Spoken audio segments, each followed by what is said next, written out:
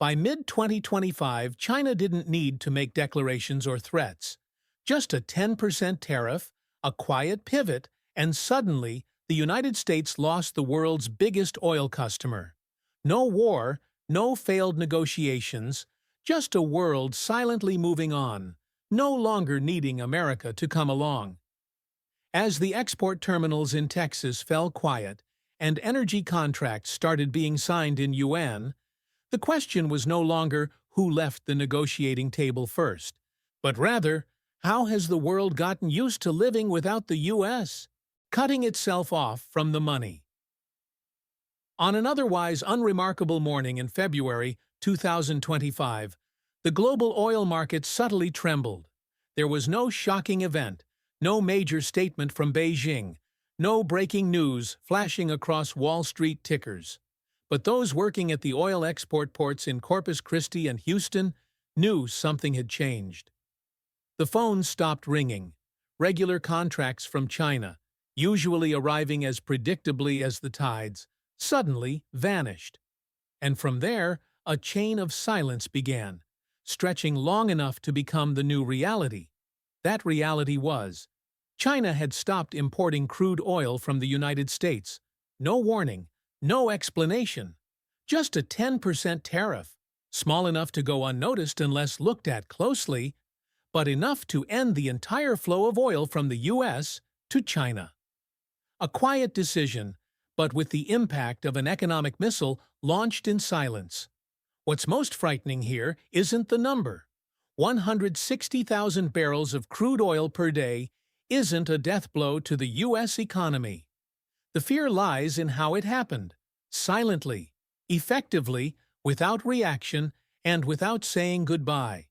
This severing didn't come from a hostile nation, not from a punishment dealt by an adversary. It came from the biggest customer. And when the biggest customer walks away without even a heads up, it's no longer a market issue. It's a matter of status. For over a decade, the U.S. had built its energy dominance strategy as a core pillar of national power. Massive infrastructure had been erected along the Gulf Coast. Export ports, pipeline systems, storage facilities, terminals expanded to serve the dream of selling oil to the world. And among the emerging clients, China was the golden hope, a market that never sleeps, always hungry for energy and willing to pay, as long as supply and speed were guaranteed. But what America didn't see, or refused to acknowledge, was that the world had changed. China no longer needed to buy oil from the U.S. for good prices. They didn't need to rely on Texas when they had Russia, Iran, and long-term partners in the Middle East. They didn't need to endure political whims from Washington when they could build a new system. One of payments, supply, reserves, and operations, entirely detached from the dollar or the rules set by the U.S. And what made Beijing's move chillingly cold was this: they didn't retaliate, didn't threaten, didn't wage war. They just walked away. Meanwhile, in Washington, while economic advisors were still fumbling over speeches about energy independence, the facts on the ground had already shifted. No dialogue, no negotiation, no sudden crisis needing rescue. Just prolonged silence, like a sentence passed without announcement, like a slap delivered without raising a hand. And then people began to realize China's withdrawal from the U.S. oil market wasn't just a trade decision. It was a geopolitical message delivered through action. It said Beijing no longer sees Washington as the center they must orbit, that China doesn't need to play on America's chessboard to win. They only need to build a new table. Letting go of America didn't make China weaker. On the contrary, it strengthened their negotiating position with loyal partners, placed the yuan at the heart of energy contracts, and reduced risks from a financial system controlled by the West. Meanwhile, the U.S. now, once proud of its ability to sell everything to everyone, now struggles to find buyers in a world increasingly immune to its sales pitch. We often talk about power as something measured by volume, through declarations, bombs, and pressure. But sometimes, power is measured by the ability to say no. And when China refuses American oil without needing to negotiate, without fear of consequence, that's the moment the U.S. should realize. The world has begun to learn how to live without them. The bitterest pill isn't being played, it's being ignored. The silent cranes. If one day you walk past America's largest oil ports in Corpus Christi or Freeport, you won't hear anything but the wind. No ship horns, no engines starting, no frantic clanging of loading cranes. Only cold steel fences and motionless oil tanks as if abandoned in the middle of a shattered dream. And that is the true image of post-China America. An oil export industry left behind without a goodbye. In previous years, the ports on the Gulf of Mexico were the vibrant symbols of the energy dominance dream that America so passionately drew. Tens of billions of dollars were poured in to expand docks, build pumping systems, and operate fleets of massive crude oil tankers. The supply chain maps hanging in Houston's meeting rooms once painted a blazing red export corridor stretching straight from Texas to the Western Pacific, destined for refineries in Shanghai, Guangdong, Tianjin. But then that map faded, not because America lacked oil, but because the customer changed direction. That massive infrastructure, once hailed as the Golden Corridor leading America to energy supremacy, now became a system with no destination, because everything was built for one single market, China. And when that market suddenly disappeared, the self-contained supply chain instantly became a trapped chain. Cranes stood still, pipelines stopped flowing, dock lease contracts weren't renewed, and companies that had bet everything on an export future to Asia were now paying bank interest on tanks with no buyers. It's ironic that the prosperity once promised by energy independence led America to depend on a customer it couldn't control. No one in Congress had ever asked, what if China, bound by no alliances, agreements, or economic loyalty, suddenly closed its market? That oil dream had no plan B, because in that dream, America was always the center, the gatekeeper, the irreplaceable player. But in the 21st century, no center is permanent, especially not one so confident it never built an exit door. Energy companies are now trying to pivot. They're sending shipments to India, negotiating with refineries in Brazil, seeking opportunities in Europe, places where each barrel of American oil is now weighed not just by price, but by suspicion. Because who wants to become the replacement for a customer America already lost? Who has the patience to build a long-term relationship when Washington can impulsively impose tariffs, launch sanctions, or simply break deals with a single tweet? The consequences didn't arrive like a flood. They came like a drought, gradual, drying, without warning. And by the time people realized, the oil wells were still full, but the ports had no one left waiting. In the energy sector, there's a familiar concept: infrastructure lag. But what's happening in America isn't just a lag.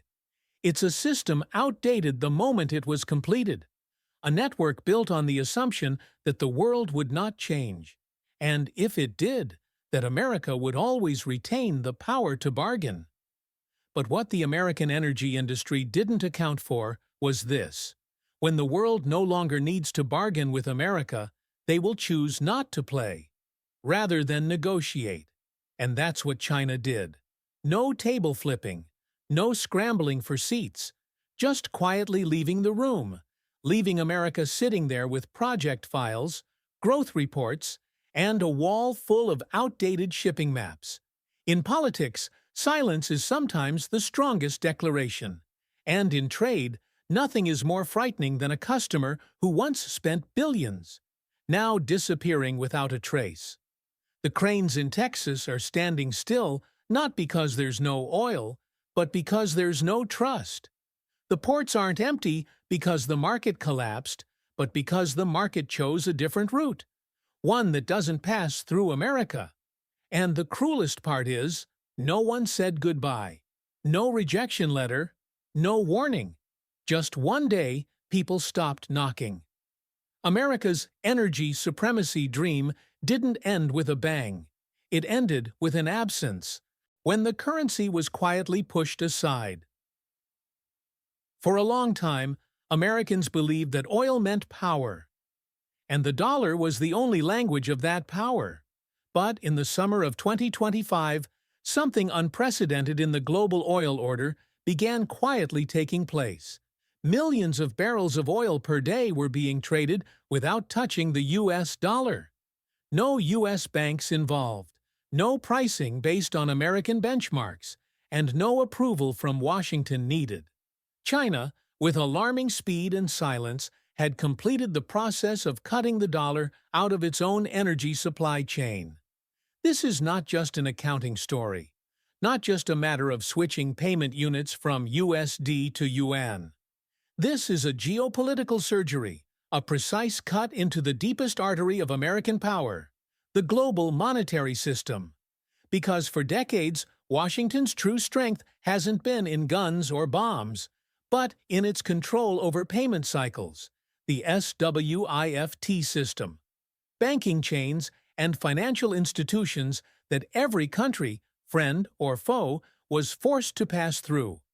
But China, and not only China, is proving something. No system is irreplaceable, even if it once formed the backbone of the modern world. Since mid-2025, most long-term oil contracts between China and key suppliers like Russia, Saudi Arabia, Iran, and the UAE have been priced, settled, and recorded in yuan. What does that mean? It means the entire chain, from benchmark pricing, derivatives, risk insurance, to trading channels, is now being rewritten in a language America doesn't speak, doesn't control, and has no authority to arbitrate. This change isn't loud, but it's very real. Chinese banks are opening financial branches in Dubai to support transactions. Russia is accepting the yuan as a reserve currency. Iran and the UAE are using their own interbank payment systems, bypassing New York. And Saudi Arabia, once treating the USD as a payment religion, has started testing its first oil shipments fully paid for in the Chinese currency. Why does this matter? Because in a world where oil is priced in dollars, every barrel is not just energy. It's a built-in demand for the U.S. currency. Any country wanting to buy oil needs dollars. To get dollars, they must transact through American banks, hoard U.S. Treasury bonds, and participate in a financial cycle centered around Washington. In other words, oil is the bridge, and the dollar is the chain. But when that bridge is removed, the chain loses its grip. This isn't a noisy crypto-style monetary revolution. This is a financial unshackling, executed by professionals. Oil-rich, technically advanced, politically calculated nations. They don't need to tear up the rule book. They're just writing a new one, exclusively for themselves. And in that rule book, the dollar has no central role. No one in Washington sounded the alarm when the first contracts were signed in yuan. No one in Congress spoke up when Chinese refineries announced they were no longer following U.S. import standards, perhaps because they thought it was just an exception, a short-term bargain. But by July, when the share of oil traded in dollars plummeted, when Asian banks began reporting surging yuan transaction volumes, all surprise had become irrelevant. The fault didn't lie in a specific policy. The fault lay in the assumption that the world would always need the dollar. And that assumption is no longer true. China, India, and a series of other countries switching to paying for oil in their own currencies isn't just an economic move, it's a strategic declaration that they will no longer accept Washington's ability to hit the disconnect button at any moment over political disagreements.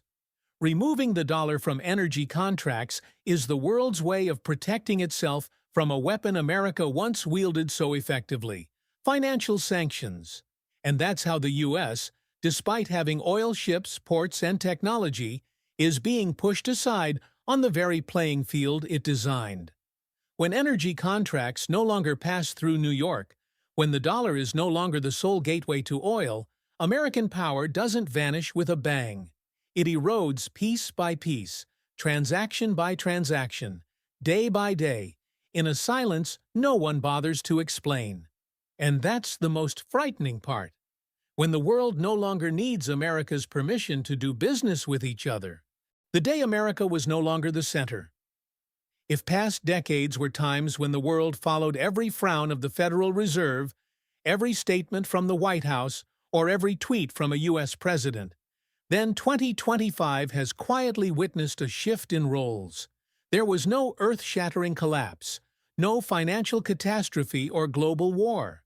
But the order that shaped the world after World War II has changed. And in that strange moment, people realized a bare truth. The world had learned to live without America, and not everyone wants to go back.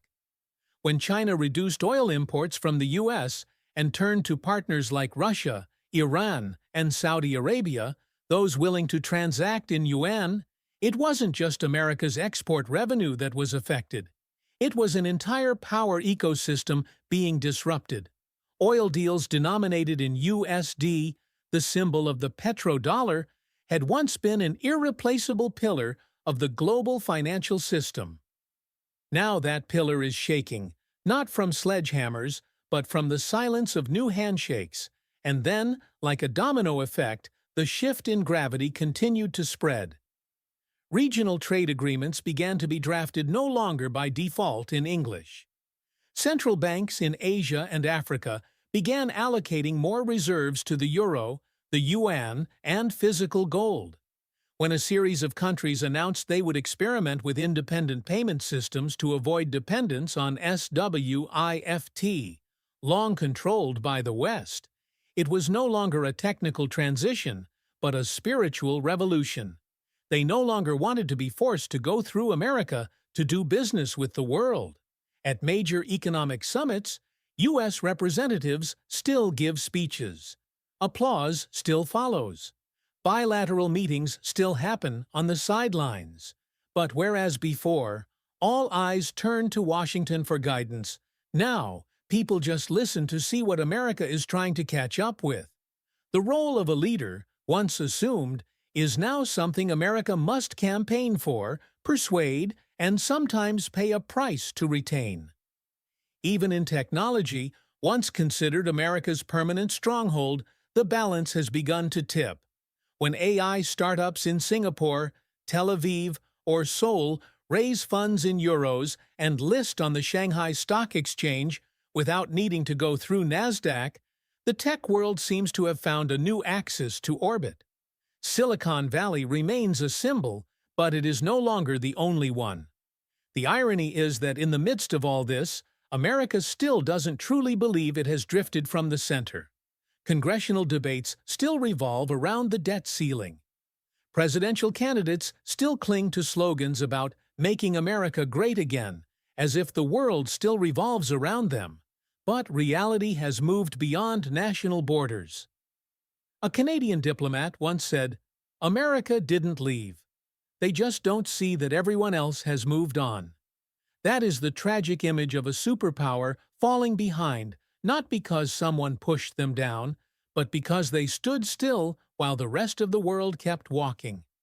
There are no villains, no traitors, only economies too exhausted by instability, sanctions, and unilateralism from what was once seen as a center of stability. In the end, the collapse of status did not come from a collapse, but from thousands of small decisions by governments, corporations, individuals choosing to bypass America as a required stop. No one declared that America had lost its leadership role, but everyone acted as if that had happened long ago. And that is the deepest failure of an empire, when its absence no longer startles anyone. Chronicle of a Withering Faith. Throughout modern history, America was once a beacon, guiding, protecting, and inspiring. U.S. commitments, whether at the United Nations or in a bilateral trade agreement once carried the weight of gold. But entering the third decade of the 21st century, that light has begun to fade. And what's most noteworthy is not that the world has become more skeptical, but that America itself is retreating from the role it once embraced with full confidence and pride. In the previous section, we traced every fracture of trust, from the degradation of the term ally to a world increasingly self-reliant and distant from Washington's guarantee.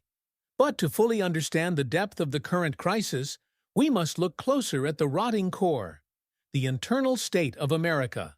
For an empire only truly collapses when it no longer believes in itself. And sadly, that is becoming a reality in today's American society. Disintegration from within. From small towns in the Midwest to major coastal cities, a widespread feeling of prolonged disorientation prevails. People no longer see Washington as a center of power representing collective will, but as an arena where interest groups take turns manipulating. When truth becomes optional and faith in the electoral process is eroded by those participating in it, the foundations of democracy cannot help but tremble. American politics is no longer a competition between two differing visions, but a fracture colored by deep prejudice. From the media to Congress, everything is pushed to the extreme, where half the country no longer believes the other half are fellow citizens. A recent Pew Research study showed that over 60% of Republican and Democratic voters view the opposing party as an existential threat to the nation. And when democracy turns into a life-or-death battle, international commitments, treaties, or partnerships fade from the minds of American citizens who are too busy fighting each other. Economy. The rise of inequality. Alongside political fractures is an undeniable reality. The American dream is becoming an antique. While tech corporations hit trillion-dollar valuations, a large portion of American workers rely on credit cards and wait for federal aid. The concentration of wealth in the hands of the top 1% is no longer an economic phenomenon, but a living condition, a standard of injustice now widely accepted. And what's the consequence? A stratified society. Wealthy bubbles in Silicon Valley, Manhattan, or Austin live as if detached from the rest of America. Places where factories have closed, schools are deteriorating, and youth see no way out. In such a world, how can people believe that America can lead the world when they are struggling just to survive? Trust can't be printed in dollars. The reason why countries that once trusted America as a protector, an investor, a friend, are turning away is not only due to erratic policies or strategic withdrawal. It's also because they are witnessing a painful truth. America is losing itself. From the January 6th Capitol attack in 2021 to dozens of states attempting to rewrite election laws to control outcomes, from the opioid crisis killing over 100,000 people each year to a healthcare system no one can understand, America is no longer the model the world can learn from, at least not right now. Countries that once dreamed of replicating the American model are changing course. They look to Canada to study smart immigration policy. They look to Germany to learn how to run industry without abandoning workers. They observe Japan to understand how to maintain cultural identity amid globalization. And America? It's busy debating whether Independence Day should be called Independence Day or a legacy of oppression. The consequence is not in the future, but in the present. When a country loses faith in itself, the worst part is not the loss of global status. It's that its own citizens, those who once believed they lived in the greatest country in the world, begin to feel estranged from the very flag they once proudly raised. And in a world no longer willing to wait for America to find itself again, the consequences are irreversible. Because once trust is gone, no law, no campaign speech, no economic relief package can bring it back. Value is not for display, but for protection. There are things in life that do not need to be spoken of every day, yet remain deeply engraved in our consciousness, like a silent but steadfast oath. The national flag of Vietnam is one such thing. It is not merely a symbol, a color, or an image, but a quiet signal that constantly calls for patriotism, national pride, and a sense of responsibility in every citizen. But for that symbol not to be forgotten, for that flag not to fly only during festivals, but to stand firm in the face of storms, each of us, those who carry Vietnamese blood, must live worthy of the values that flag represents. One of the first signs of such worthiness is national dignity, something not everyone is born with, but anyone can cultivate. When standing before the national flag, we are not merely facing a piece of fabric with a golden star, but standing before the millions of lives that were lost to ensure that fabric would not be trampled. That understanding makes us incapable of indifference. It teaches us to bow not out of fear, but out of gratitude. And from that gratitude, the awareness to preserve, protect, and develop the nation becomes a natural mission. But loving one's country and respecting the national flag does not stop at ceremony. It lies in every small action, from how we speak about our country to how we treat our fellow citizens. When a Vietnamese person goes abroad and maintains their identity through honest living, solidarity, diligence, and kindness, that person contributes to making the Vietnamese flag more respected on the international stage. Just as when someone chooses to speak about their homeland in a positive tone, instead of blindly criticizing or being needlessly pessimistic, they are not sugarcoating reality. They are preserving the belief in a decent Vietnam from being eroded. The awareness of protecting the sacred value of the national flag is also shown in how we react when it is insulted, not with hatred nor with fanaticism, but with courage, knowledge, and unyielding spirit. History has taught us the flag does not need people who chant slogans, but those who take action. Action against corruption, against forgetfulness, against apathy. The most dangerous enemies of all sacred symbols. To keep the flag sacred is also to keep our hearts from becoming hollow in a world increasingly indifferent to history and origin. Amid the noise of modern life, that flag reminds us of what is unchanging. That among all changes, some things must never be traded, like national honor, the memory of blood and sacrifice, and the unyielding will of a people who once rose from ruins. The flag is not always flying high in the winds. Sometimes it is swept into storms, sometimes it is hidden behind the indifferent walls of the era. But what matters is, in each person's heart, it must still shine, still silently echoing oaths and vital metaphors. Because as long as the flag remains present in our consciousness, the homeland still has a place to lean on. We cannot choose the color of our flag, but we can choose how to live in a way that is worthy of that color. And that is the greatest challenge. Not to preserve a symbol, but to preserve the soul of an entire people, through each passing day, each choice made, each word spoken, and even in the silences that bear the shape of gratitude, the flame that never dies.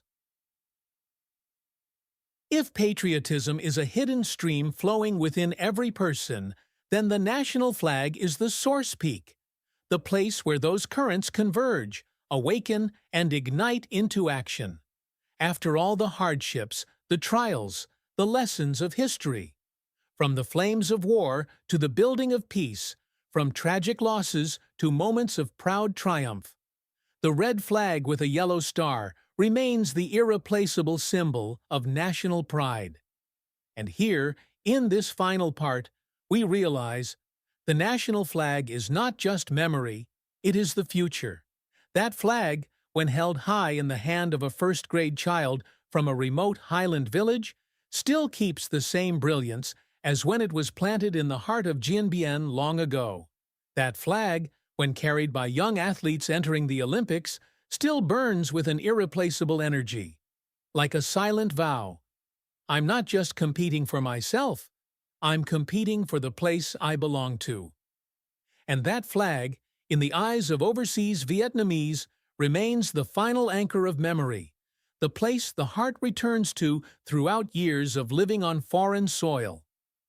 There is something sacred we rarely say aloud, that every time we see the flag, our hearts tighten, not from sorrow, but from a very instinctive, very deep stirring. It is the urge to live more decently. It is a reminder to be grateful. It is the inner struggle when facing a choice, selfishness for oneself, or sacrifice for something greater. The national flag cannot choose for us, but it is always there, like a silent yet sharp mirror, clearly reflecting who we are, what we've done, and whether we are living worthy of this nation's history. And that is why the flag must never be allowed to become mere ritual. It cannot just be an object hoisted up on ceremonial days. The flag, as history has shown, only truly lives when it resides in every human heart. When a bus driver stops his vehicle in the rain to stand at attention as the national anthem plays on the radio, the flag is alive. When a Vietnamese student holds up the flag among thousands in Europe, protesting injustices against their homeland, the flag is alive.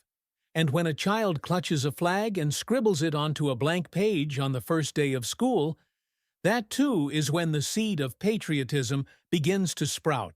From the simplest of things, we often ask, how can we preserve patriotism among today's youth? How can we ensure the sacrifices of our forefathers are not forgotten?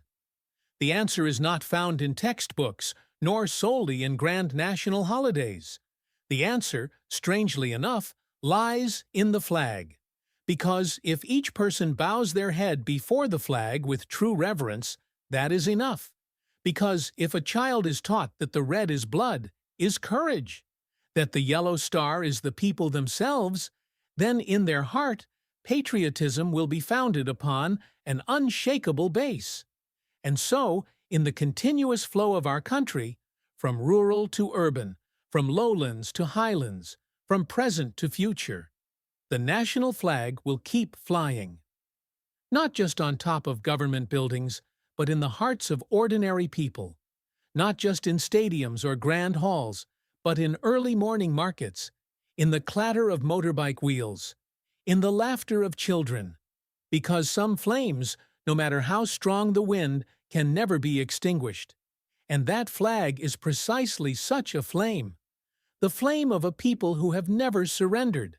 The flame that never dies,